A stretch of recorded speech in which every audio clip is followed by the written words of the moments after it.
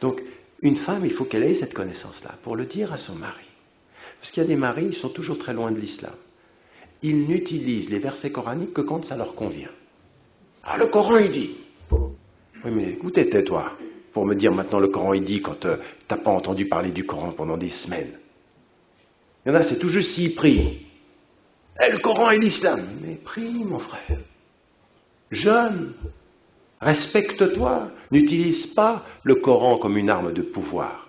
Le meilleur moyen aussi pour les femmes de s'assumer en tant que musulmanes, c'est la connaissance. Pour lutter contre la réduction de certains versets. Et la deuxième des choses, c'est la projection.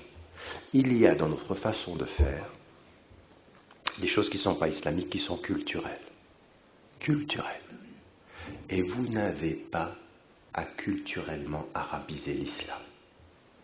La langue du Coran, c'est l'arabe, mais la culture de l'islam, ce n'est pas la culture arabe. C'est même le contraire.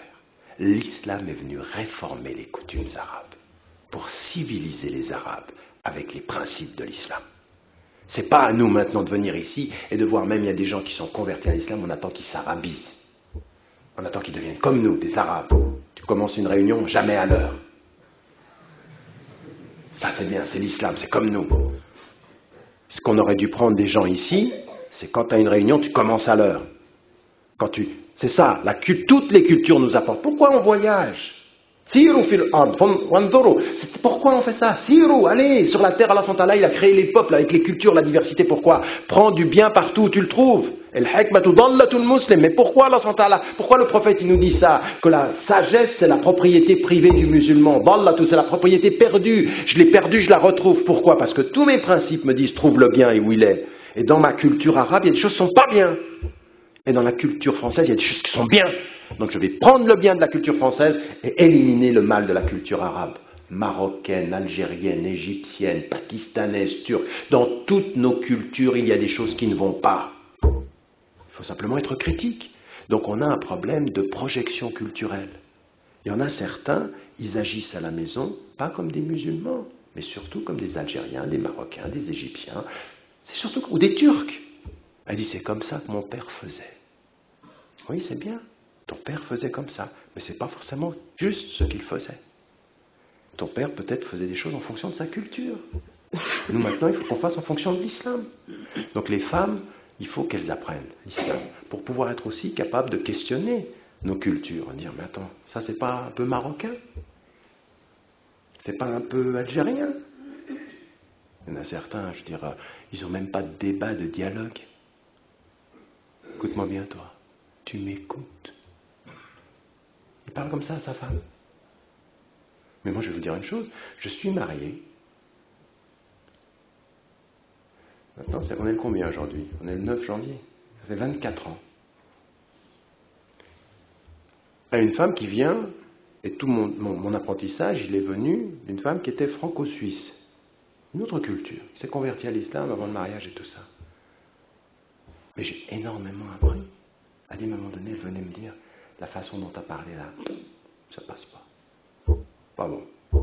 Du style, c'est clair pour toi, mais pour nous, ça a un autre sens. Parce que tu parles à partir de ta compréhension et de ta culture. Dans mon oreille à moi, ça passe pas. Pourquoi vous pensez qu'il y a énormément de gens qui sont gênés par le discours que je tiens? Pourquoi vous pensez ça? Parce que je parle leur discours, pour leurs oreilles, ils disent, ah non, ça c'est trop beau pour être vrai. Je dois dire autre chose ailleurs. Double discours.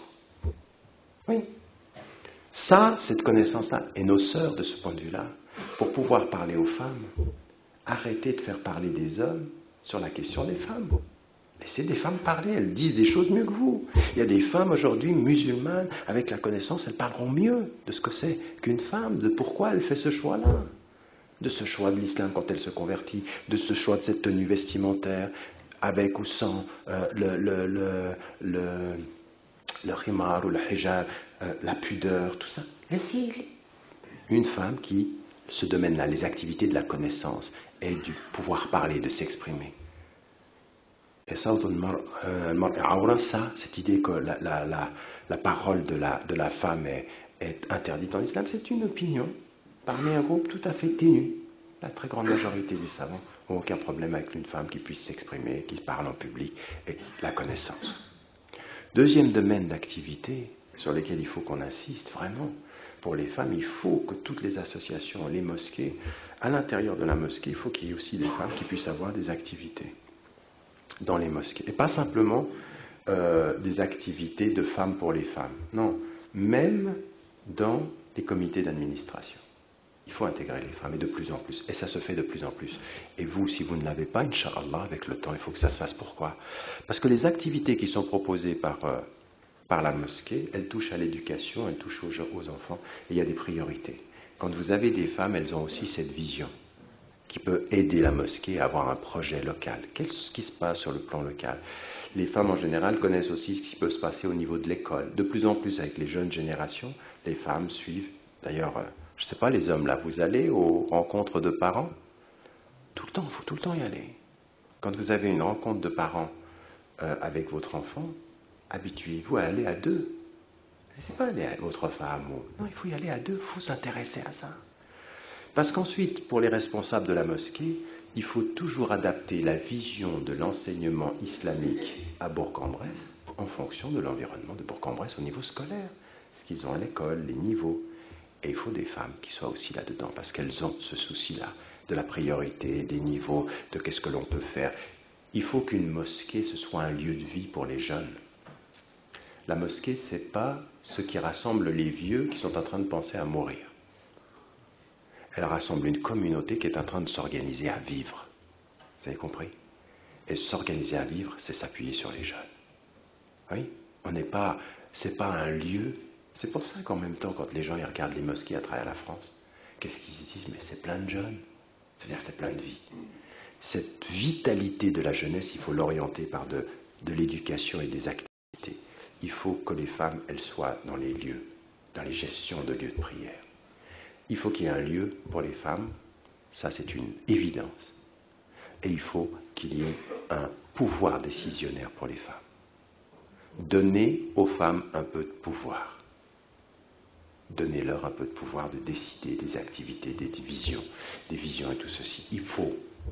Pourquoi? Parce qu'en même temps, ça leur donne une reconnaissance de ces communautés. Et en plus de ça, elles ont vraiment... Il y a des visions extrêmement intéressantes. Moi, j'ai vu des choses en matière d'enseignement, en matière de comment on prend les jeunes, de la langue, des éléments éducatifs. Il y a des jeunes filles, on a des jeunes femmes aujourd'hui qui font un travail extraordinaire en sciences de l'éducation. C'est complètement oublié par la communauté. Elles ont les meilleures techniques, elles les utilisent à l'extérieur. À la mosquée, il n'y a rien.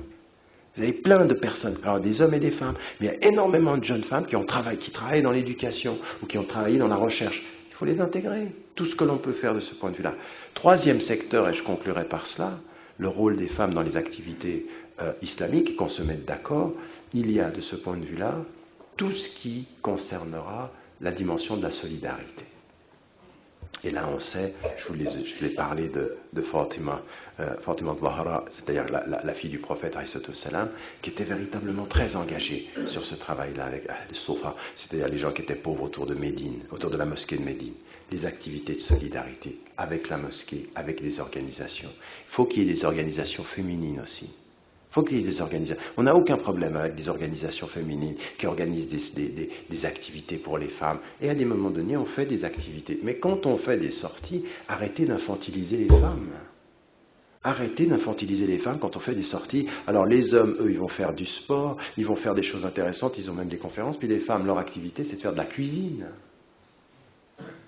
Arrêtez avec ça. C'est-à-dire qu'une femme, elle a le droit aussi, il faut trouver, vaut mieux dépenser plus d'argent pour trouver quelque chose qui libère un peu les femmes et leur donner la possibilité d'acquérir la connaissance, de faire des choses intéressantes, d'avoir des débats.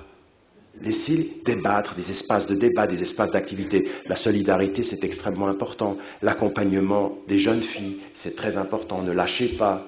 Là, on est en train d'appuyer maintenant de la burqa au voile. Vous avez dans ce pays une espèce d'obsession autour de la question du foulard et du voile. Et n'importe qui dit, eh ben, le foulard, c'est pas islamique, hop, il passe en premier rang de ceux qui sont les modérés, ouverts. C'est le point, c'est par là que vous passez. Chaque pays a ça. Chaque pays a une question sur laquelle il passe et il va devenir le représentant. On le sait, mais c'est un prétexte. On vous fait croire que quand on aura répondu bien à cette question, il n'y en aura pas d'autres. En fait, il y en a 10 derrière. Et toi, tu suis, tu dis oui, oui, oui, ah ben ça aussi, oui, oui, oui. Puis finalement, tu as tout vendu.